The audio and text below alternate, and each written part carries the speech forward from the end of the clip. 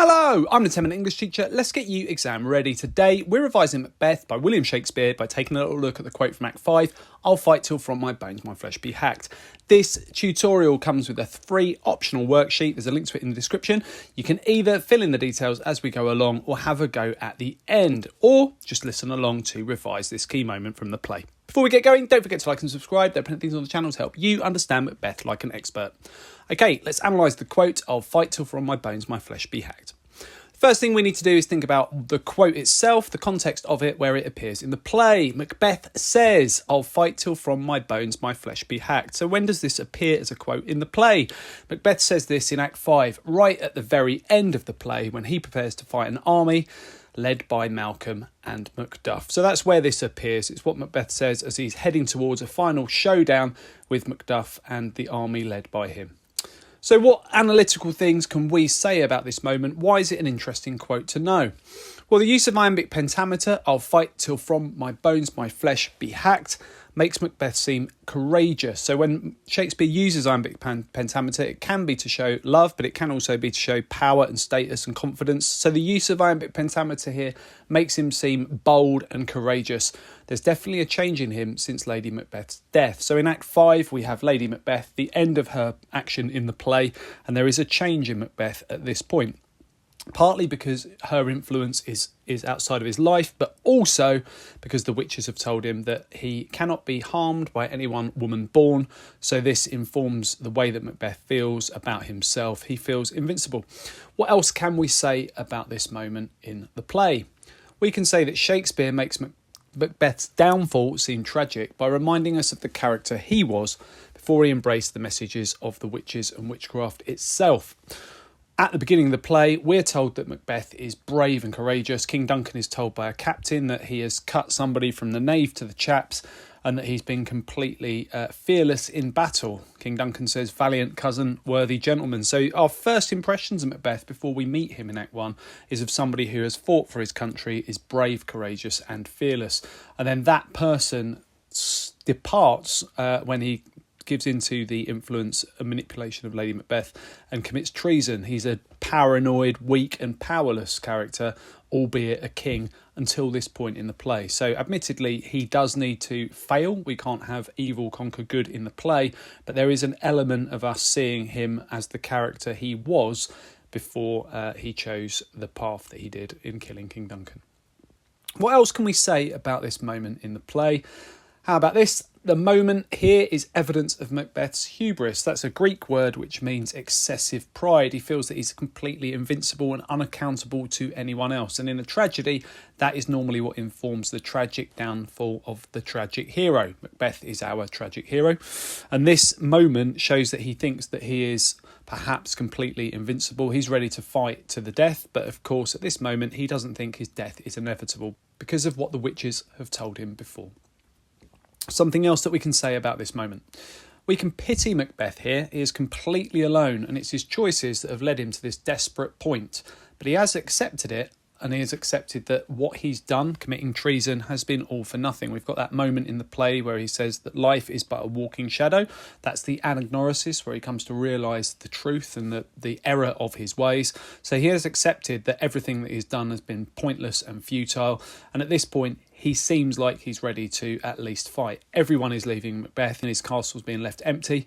He is pretty much on his own, ready to take an army on single-handedly. So there is a little bit of pity for him that he is in this situation. We can also admire the fact that he's willing to fight to the death. But ultimately, it's his choices that have led him to this moment. So we can make an interesting link to another moment in the play by using this quote to think about other moments that we can relate it to. Earlier on in the play in Act 3, Macbeth has said, "Oh, full of scorpions is my mind, dear wife." This is a moment where he's feeling completely alone and paranoid. This is just after he's arranged for the murder of Banquo, and just before that takes place. He is absolutely riddled with guilt. He was under the impression that killing King Duncan would be the end of the acts that he'd need to commit in order to seize the throne, but now he's having to have his friend killed in order to eliminate any suspicions. So we've had this really paranoid, anxious character who's riddled with guilt and losing his own grasp on reality because of the way he feels. At the end of the play, there is a change in him. We can see this emboldened character who's very different to the Macbeth earlier in the play. So we can make that link to make a comparison to the Macbeth in Act 3. So in Act 3, Macbeth seems completely desperate and overcome with dread and worry. He is a different character at the end of the play. Now this quote here, "I'll fight till from my bones my flesh be hacked," is really wonderful. It's an iconic moment just before Macbeth and Macduff fight to the death. And we can use this moment if we're writing a number of different essays. If we're writing about Macbeth, obviously this is a moment where we are exploring Macbeth's character. It's a quote from Macbeth, so of course this fits an essay about him. And if we're using this to think about how the character's changed in the play and how he's a different Macbeth at the end to the one he is earlier, then we're making an even more sophisticated point about him and the dynamic of his character. We can also talk about evil using this moment in the play. The fact is that Macbeth has committed evil atrocities, and this ultimately leads to him having to be completely alone, ready to fight to the death. So the message here is that if you engage in evil, this is where it will lead you. If we're talking about fears, at this point Macbeth doesn't seem to have too many. He might be afraid of losing his life, but at the same time he has been told by the witches that he's invincible. He feels fearless at this moment, and of course that's ironic because we know that he is ultimately fallible and that the witches have given him information to inform his downfall. Hecate says that security is mortal's chiefest enemy, so let's make Macbeth think that he can't be harmed to inform his downfall. So Macbeth feels invincible. We know he's not. He is fearless, but actually that's misinformed here, and he's heading towards his downfall. Another thing that we could talk about is ambition in relation to this moment. His ambitions to be king and to have power have led to his downfall and his failure. We are nearing the end of the play and Macbeth's death is imminent, and this moment really does foreshadow the end for him. If we're talking about power, ultimately he's losing his power now. He might feel powerful in this moment perhaps, but we know that we are heading towards the end of his reign and that his downfall is nigh.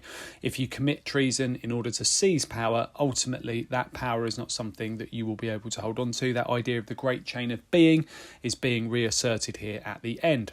If we want to talk about the supernatural, Macbeth has placed his trust in the witches. They've misinformed him and he feels a sense of power here. He's got this pride, hubris that is going to lead to his downfall. He is not completely invincible as he's been led to believe by them. And if we want to talk about control, well, actually Lady Macbeth has controlled Macbeth throughout the play, and if we're talking about her, we can talk about the change in Macbeth once she is out of his life. He's no longer controlled by her, and you could say that that is the reason for his return to being this fearless and courageous character. Whilst he is about to suffer his downfall, he is facing it with courage nonetheless. This is a wonderful quote, and there are lots of things we can do with it. If we're writing an essay, we would make a point, use this quote, and then we would analyse it. So here's an example of a point we could make with this quote in mind. Macbeth shows a courageous side to his character in Act 5, right at the end of the play, but his trust in the witches is going to lead to his loss of power. So this is a great point to make because we've got some key words in it. I've managed to cram in Macbeth, I've got the witches, I've got power. I could also mention the fact that there's a change in Macbeth after Lady Macbeth's gone. There are so many different things that we can attach to this moment. So I've made that point. Once I've made the point, I introduce the quote. Macbeth says, "I'll fight till from my bones my flesh be hacked." And it's at that point that we're going to try and provide some analysis. So here's an example of some analysis based on the things you've heard from me. The use of iambic pentameter in this moment makes Macbeth seem powerful and confident, which provides a contrast to the paranoid and powerless Macbeth earlier in the play. And I can, of course, take that further. There's lots more that I can attach and lots more that I can say about this quote and the impact of it. Now, if you've not been playing along, all you need to do, if you want to take this further, is click the link in the description. If you're a subscriber, you have a YouTube and therefore Google account, and you can get your hands on this for free. You can either save it in your Drive, which comes with your Gmail account, and you can type in your own notes here, or you can print it out and you can write on it to keep for revision. So we've got the quote there from Macbeth, and then in order to help you know it, when is the quote said and why? You can fill that in. We know where this appears in the play now. What techniques are used? We've talked about iambic pentameter. You can explain what effect that has. And then you can add some analysis. Anything that you can say about the contextual factors and how the audience might feel towards Macbeth here. What links to the wider text can we make? And what themes could we be applying to this moment in the text? Okay, check out the other videos on my channel. I'll continue to add content. Feel free to ask something you'd like to see me cover in the comments section. Don't forget to like and subscribe and share and keep revising.